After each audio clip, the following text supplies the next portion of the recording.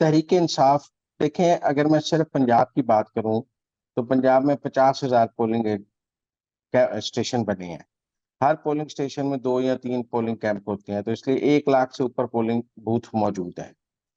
अगर 1 lakh polling booth मौजूद हैं तो तहरीक इंसाफ के उम्मीदवार को, अगर उन्होंने पंजाब के तमाम हलकों पे इलेक्शन लड़े हैं, तो 1 लाख तो उन्हें पोलिंग एजेंट चाहिए ही ना। चाहे एमपी और एमएनए का एक ही पोलिंग एजेंट कर लें, वैसे अलग अलग होते हैं। तो 1 लाख पोलिंग एजेंट तो कम से कम पंजाब में तहरीक इंसाफ को चाहिए। इस वक्त तहरीक इंसाफ ऐसी पोजीशन में नहीं है कि उन्हें पूरे पंजाब में 5,000 पोलिंग एजेंट भी मिल जाए। 5,000 ऐसे लोग भी मौजूद नहीं है जो आज तहरीक इंसाफ के पोलिंग एजेंट बनने के लिए तैयार हो 9 मई के बाद। मैं खुद जानता हूं कि जो हमजा शहबाज के मुकाबले पे आलिया हमजा लड़ रही हैं, उनके हल्के में अपील की जा रही थी कि उन्हें पोलिंग एजेंट नहीं मिल रहे हैं। तहरीक इंसाफ को के उम्मीदवार जो आजाद लड़ रहे हैं, उन्हें अपने हल्कों में पोलिंग एजेंट नहीं मिल रहे हैं कि वो अपने हल्के के तमाम पोलिंग स्टेशन पर, पोलिंग बूथ पर अपने पोलिंग एजेंट मुकर्रर कर सकें। लिहाजा 8 फरवरी को आप देखेंगे कि तहरीक इंसाफ के हमायत याफ्ता उम्मीदवार के 80% पोलिंग स्टेशन और पोलिंग बूथ पर पोलिंग एजेंट ही नहीं होंगे। मतलब इसलिए उनके फॉर्म 45 पर दस्तखत भी नहीं होंगे, क्योंकि उनका पोलिंग एजेंट ही नहीं होगा। उन्होंने उन पोलिंग बूथ्स के लिए, उन पोलिंग स्टेशन के लिए अपने पोलिंग एजेंट नामजद ही नहीं किए होंगे। कोई उनका पोलिंग एजेंट बनने के लिए तैयार ही नहीं है, खाली पड़े हैं पोलिंग स्टेशन।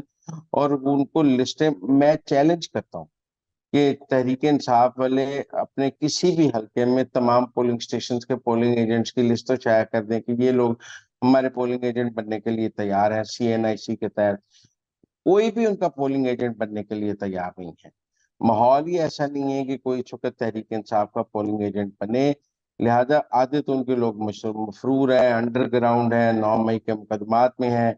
ऊपर से इमरान खान ने टिकटें भी सारी 9 मई के मुल्जमान को दे दी हैं। तो लिहाजा मुझे नहीं, ये हकीकत है कि तहरीक इंसाफ के पास इस वक्त पंजाब में बिल्कुल पोलिंग एजेंट्स नहीं है। और 8 फरवरी के इंतखाबात वाले दिन तहरीक इंसाफ के हमायत याफ्ता उम्मीदवार के पोलिंग एजेंट्स पोलिंग कैंप्स पर और पोलिंग बीच पर मौजूद नहीं होंगे, क्योंकि कोई उनका पोलिंग एजेंट बनने के लिए तैयार ही नहीं। पर मुजम्मिल साहब, एक और इल्जाम आयद किया जा रहा है कि खवातीन के पोलिंग स्टेशंस पर पोलिंग का अमल जो है वो सुस्त रखने का कहा जा रहा है। कैसे, जब लोग पहुंच जो खवातीन पहुंच जाएंगी तो सुस्त कैसे रखा जा सकता है? मैं कह रहा हूँ खवातीन के पोलिंग स्टेशन पर पीटीआई का पोलिंग एजेंट ही नहीं होना। कोई खातून उनका पोलिंग एजेंट बनने के लिए तैयार नहीं है। किसने उनका पोलिंग एजेंट इस वक्त बनना है? मतलब ट्विटर पे तो पोलिंग एजेंट नहीं बन सकते ना आप।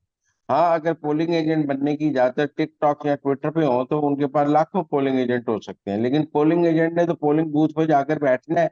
मैंने पहले दिन कहा था कि इलेक्शन ट्विटर या टिकटॉक पे नहीं होना, ये पोलिंग स्टेशन पे होना है।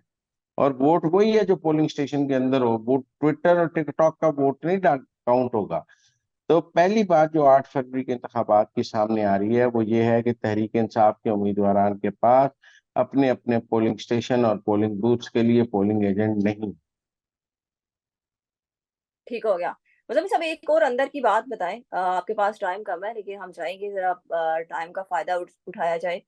तहरीके इंसाफ ने आज जो है वो बल्ले का निशान वापस लेने के लिए सुप्रीम कोर्ट में नजरसानी और अपील दायर कर दी है। इसके पीछे क्या मकसद है? अब सिर्फ कल का दिन बाकी रह गया है।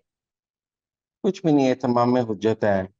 मेरा मतलब है नजर शानी की अपील 10 दिन पहले दायर करते, 15 दिन टाइम गुजार के। मैंने आपको कहा है, ये बैरिस्टर गौहर और ये सब जो है ना, ये एस्टेब्लिशमेंट के साथ मिले हुए हैं। तो ये अब इलेक्शन गुजर जाने के बाद नजर शानी की अपील दायर करने का क्या फायदा है?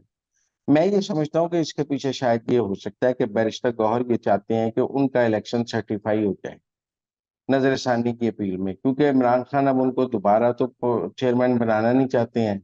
अब तो हमने पहले भी कल के प्रोग्राम में कहा है, वो अलीमा को चेयरमैन बनाना चाहते हैं। लिहाजा मैं समझता हूँ कि ये जो नजर षानी की अपील है, ये बैरिस्टर गौहर ने खुद को बचाने के लिए की है।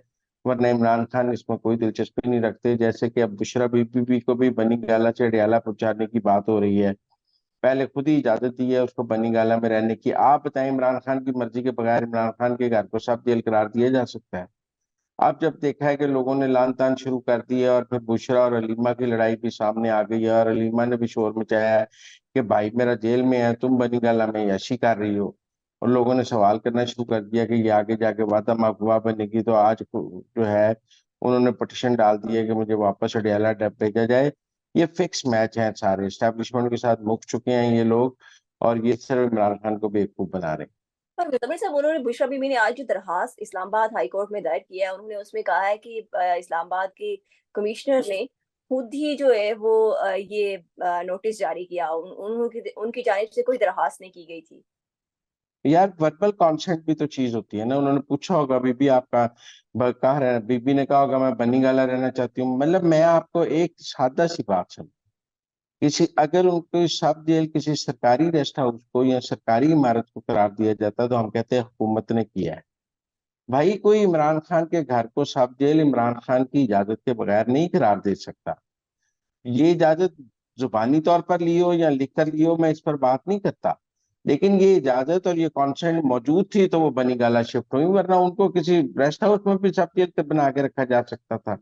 अगर हुकूमत फर्ज कर ले उन्हें किसी जेल में नहीं रखना चाहती, किसी रेस्ट सब जेल में रखना चाहती है, तो वो किसी रेस्ट हाउस को सब जेल करार दे सकती थी। बनी गाला को तो तभी करार दिया ना जब उसमें कॉन्सेंट मौजूद थी।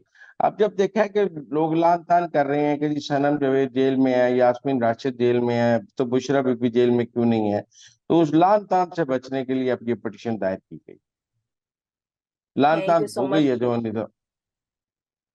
मैंने कहा अब ठीक हो जितनी लान तान होनी थी वो हो गई है। अब 900 चूहे खा के सब कवरिंग आज के तो लिए चले एक अब। दरखास्त दायर की गई। Good ji. Thank you so much Muzammil साहब कि आपने हमें अंदर की खबरों से बाखबर किया। मुजम्मिल साहब के मुताबिक बुशरा बीबी की जानिब से आज इस्लामाबाद हाई कोर्ट में जो दरखास्त दायर की गई है कि उन्हें अडियाला जेल मुंतकिल किया जाए, वो सिर्फ एक कवरिंग पॉइंट है और कुछ नहीं। इसके साथ ही मुझे इजाजत दें। अल्लाह हाफिज।